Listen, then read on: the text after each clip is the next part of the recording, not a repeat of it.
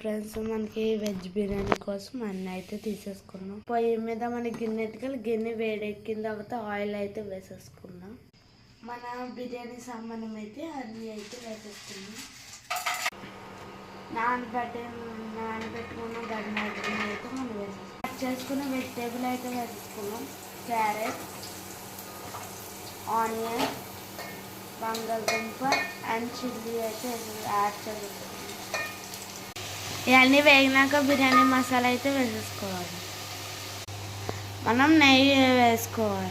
కారం, ఉప్పు, పసుపు వేసి మనం ఇప్పుడైతే వాటర్ అయితే వేసేసుకోవాలి. నీళ్ళు మరిగిన తర్వాత రైస్ అయితే ఇలా కలిపేసుకున్న తర్వాత మనం మూత వేసుకుందాం. ఉడికిందో లేదో మనం మూత తీసుకుని చూసేసుకుందాం. కొత్తిమీర అయితే వేసేసుకుందాం. బిర్యానీ అయితే రెడీ అయిపోయింది.